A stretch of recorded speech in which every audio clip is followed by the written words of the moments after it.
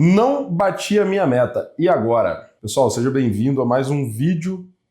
Eu esqueci de falar isso primeiro, né? Pessoal, seja bem-vindo a mais um vídeo aqui do meu canal, onde eu falo sobre estratégia, sobre gestão, sobre M&A, sobre negócios em geral. E o tema hoje é justamente esse: metas. O que eu deveria fazer se eu não bati a minha? É muito legal a gente acompanhar, primeiro, né? Poucas ainda são as empresas que têm metas definidas. Menor ainda é a parcela daquelas que definem bem as suas metas, tem um conjunto robusto de metas. A grande maioria, especialmente de empresas pequenas e médias, tem lá normalmente a meta de vendas, que é o que é perseguido pelo time durante o mês. Mas, independentemente disso, sem entrar muito nesse assunto, a pergunta é, seja se você tem uma meta ou se você tem 15, 20 dentro da sua empresa, o que você deveria esperar dos seus liderados? Ou se você reporta metas, como que você deveria reportar? O que é esperado de você caso você não tenha batido a sua meta, para que não fique aquela coisa aleatória de se eu bati a minha meta, eu não sei nem por que eu fiquei acima, e se eu não bati a minha meta, eu não sei nem explicar, e começa a dar um monte de desculpas e causas externas à empresa, do tipo choveu, teve enchente, passei mal, etc. Fica aquelas explicações meio vazias, é até difícil de você criar planos de ação para corrigi-las. Ao longo dos anos eu fui aprendendo, estudando muito sobre como deveria ser feito esse reporte, e eu tenho aqui uma metodologia minha que eu chamo ela carinhosamente de D2P. Tá? O que significa D2P? É desvio, premissa quebrada e plano de ação corretivo. São esses 3 passos que a gente vai seguir se eu estiver reportando ou que eu deveria esperar dos meus liderados, tá? Então, se a gente tivesse uma reunião de indicador, por exemplo, Marcela que está aqui, ela chegasse para mim, fosse reportar a meta de leads gerados aqui pelos canais do YouTube, a meta dela, por exemplo, é gerar 10 leads por mês, e ela só gerou 5 leads no mês passado. Eu esperaria que ela trouxesse esse formato: desvio, premissa quebrada e plano de ação corretivo, tá? Vamos falar um pouquinho sobre eles. O que é o desvio?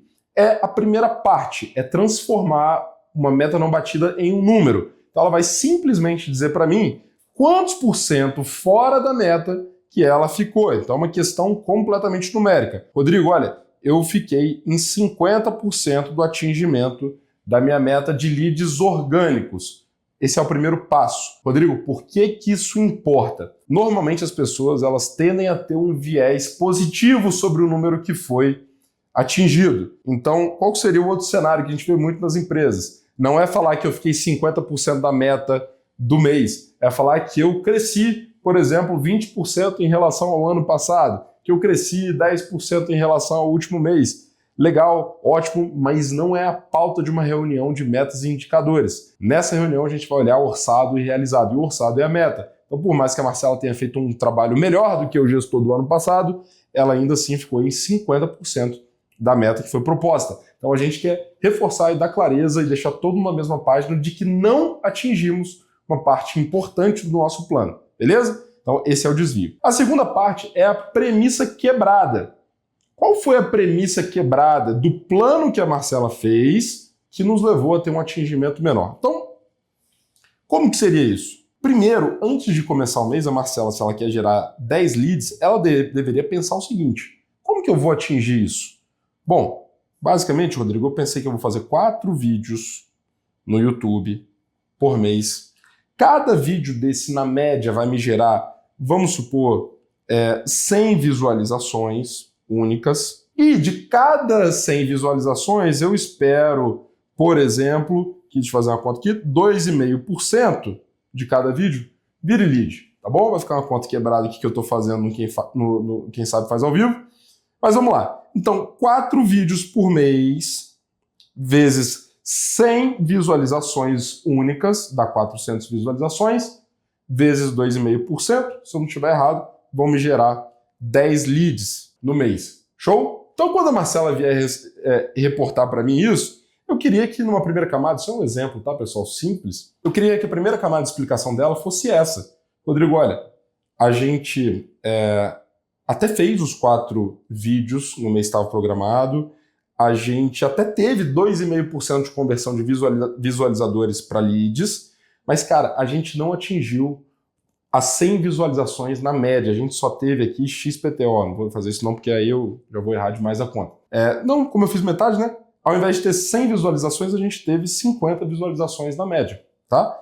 Então, de novo, se eu multiplicar 4 vezes 50 visualizadores vezes 2,5, eu vou chegar em 5 leads. Legal. Agora, a Marcela ela trouxe para mim qual premissa que foi quebrada e a gente pode estratificar o problema. Eu saio de um problema grande de leads orgânicos gerados para um problema mais estratificado, que é eu não estou tendo o número de visualizadores únicos que eu pretendia. Com essa clareza, esse problema estratificado aqui na parte de premissas quebradas, eu vou vir para a parte de plano de ação corretivo.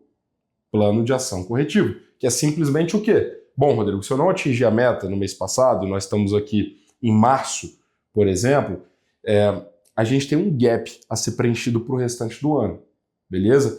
E eu espero que ela já me proponha qual é o plano de ação dela para corrigir isso, para recuperar aquilo que foi perdido.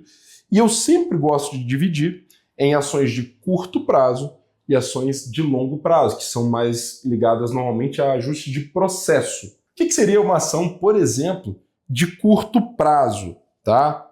Rodrigo, olha, eu vou contratar aqui, só um exemplo. Eu espero aumentar o nosso número de visualizações de 50 para 100, olha aqui o depara numérico, quero sair de 50 para 100, através de, cara, uma consultoria especializada que eu vou contratar de thumb e de copy aqui, que os caras prometem aumentar a conversão lá em 200% de cliques nesse negócio. Então vou levar os cliques de tanto para tanto. Beleza, isso aqui é uma ação que ela já está em andamento, etc. Papapá. O que pode ser uma ação de longo prazo? Olha, Rodrigo, para a gente não depender ali só das thumbs, da copy, etc., que isso tem um número de variabilidade, cara, vamos pensar em construir um cronograma aqui para você ter mais tempo, para a gente poder, ao invés de 4 vídeos por mês, fazer 6, de forma que a gente tem uma gaveta aqui, etc., eu corrijo o processo, ou vou trazer outro sócio para criar um novo canal que também possa ajudar a gerar novos leads. Repara que isso aqui não é só um ajuste de processo, é um ajuste quase de estratégia, mas que eventualmente vai diminuir a probabilidade de ficar abaixo. Então ela vai trazer aqui, normalmente, tá, pessoal, concentre em 2 iniciativas que vão ter a maior probabilidade de impactar esse número. Não fica fazendo lá um calhamaço de iniciativas e projetos, etc., que normalmente você não consegue gerenciar mais do que 1 ou 2 coisas para cada indicador fora da meta, tá? Então ela vai me trazer 1 a 2 ações de curto prazo, 1 a 2 ações de ajustes de longo prazo ou de processos maiores, projetos, etc., para que a gente recupere, mas que a gente também evite que esse problema ocorra. Beleza, pessoal? Então é isso. Ela me trouxe o desvio, ela me trouxe qual premissa do plano dela que foi quebrada e também qual que é o plano de ação corretivo. É claro que se eu fosse o líder direto dela, eu poderia questionar essas coisas, questionaria. Claro, cara, eu quero ver aí o que essa consultoria tem de resultado, qual que é o plano deles, onde que eles mexem normalmente, eles já atenderam alguém no setor. Eu vou ajudar a questionar ela e talvez trazer outras ideias no plano de ação, mas eu espero que ela já traga isso muito bem diagnosticado, tá? Sugestão: incentivem os seus colaboradores, ou se você é um colaborador que vai reportar para alguém, a gastar mais tempo no diagnóstico. O grande problema dos gestores é que eles vão direto para a ação. Eles gastam 5% de tempo lá no diagnóstico e 95% pensando no que eles vão fazer e faz aquele monte de troço, um monte de proposta. Faz o contrário, gasta 70%, 80% no diagnóstico. A Marcela ela poderia quebrar mais ainda. Por que eu não estou tendo 100 visualizações? Né? É o número de cliques, ou as pessoas estão saindo muito cedo do vídeo, etc. Ela poderia quebrar mais isso aqui, até para conseguir ter mais clareza no plano de ação.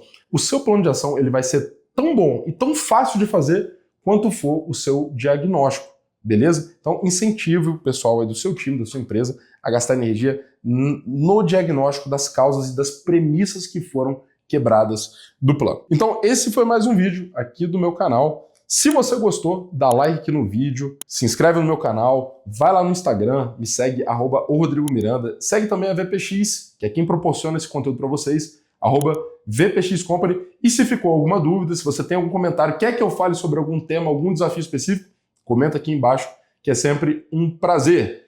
Aguardo seu feedback, um abraço, obrigado pela sua audiência e até o próximo.